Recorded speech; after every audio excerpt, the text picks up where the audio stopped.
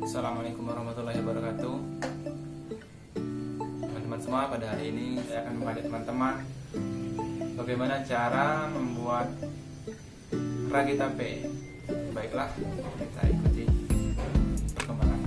Bahan-bahan yang digunakan adalah gula, tepung beras putih, tepung beras ketan, merica, cabai jawa, ragi komersial, bawang putih, dan lengkuas. Langkah pertama yang harus dilakukan adalah mencampurkan rempah-rempah terlebih dahulu. Mencampurkannya bisa dengan blender atau menumbuk secara manual, yaitu bawang putih, lengkuas, cabai jawa, dan semua rempah-rempah tersebut kita campurkan dan kita haluskan. Kemudian kita memasukkan merica bubuk ke dalam rempah-rempah tersebut dan kita gabung menjadi satu dan kita aduk-aduk. Setelah itu kita memasukkan rempah-rempah tersebut ke dalam tepung beras yang telah kita sediakan. Nah, langkah yang kedua adalah kita membuat adonan ragi. Cara membuatnya adalah dengan mencampurkan rempah-rempah tersebut tadi, kemudian kita memasukkan air, kemudian kita aduk-aduk hingga merata. Kemudian setelah itu kita memasukkan air gula pasir. Lakukan cara tersebut pada kedua jenis tepung beras, karena kita akan membuat dua jenis ragi nantinya. Adonan yang sudah jadi kita akan mempersiapkan untuk dibuat cetakan-cetakan ragi. Cetakan ragi yang kita buat dengan ukuran seperti ukuran koin. Bisa kita memilih 1-3 cm sesuai dengan kebutuhan. Lalu kita menggunakan daun pisang untuk sebagai alas. Hal ini dimungkinkan supaya tidak menempel pada tampah. Oh iya, ragi tape atau yang sering disebut sebagai ragi adalah starter untuk membuat tape ketan atau tape singkong. Mikroba pada ragi tape itu ada bermacam-macam ya teman-teman.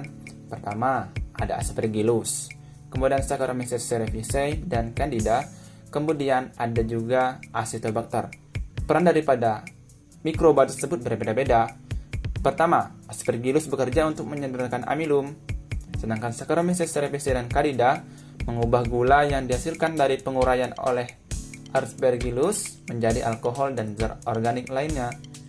Kemudian alkohol tersebut diubah menjadi asam cuka oleh Acetobacter, sehingga tape, baik tape singkong maupun tape ketan, biasanya akan mengeluarkan aroma alkohol seperti itu teman-teman. Nah, kita sudah selesai kita membuat cetakannya. Langkah selanjutnya adalah kita menaburkan ragi teman-teman. Ragi-ragi yang kita gunakan adalah ragi komersial yang biasa di pasaran. Sebelum ditaburkan kita harus menghancurkan ragi tersebut dulu menjadi serbuk-serbuk kecil. Nah, ragi itu kita tabur di atas calon ragi baru yang kita buat tadi secara merata, baik di bawah maupun di atas. Usahakan serata mungkin agar nanti bisa terserap dan ragi komersial tersebut bisa menginokulasi adonan yang telah kita buat tadi seperti itu. Nah, lalu setelah itu kita akan melakukan pembungkusan. Pembungkusan di sini kita menggunakan plastik. Biasanya bisa menggunakan bungkus daripada kertas koran atau kain, tapi di sini saya akan menggunakan bungkus plastik saja.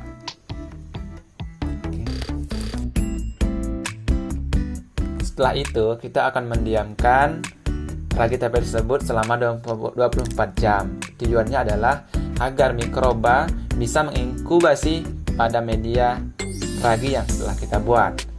Di sini suhu sangat berperan. Jika suhu tinggi, maka mikroba tersebut akan mati. Sedangkan pada suhu rendah, mikroba tersebut tidak aktif.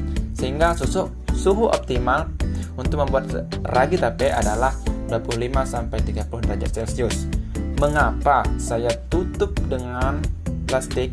Karena mikroba pada ragi tape, khususnya Saccharomyces cerevisiae dan teman-teman, adalah mikroba yang bisa tumbuh pada kondisi anaerob. Begitu teman-teman. Nah, yang teman-teman lihat tadi adalah miselia daripada mikroba tersebut. Berarti raginya jadi. kita akan lanjut ke tahap selanjutnya, yaitu penjemuran. Penjemuran ini dilakukan selama 3 hari sampai benar-benar kering. Oke?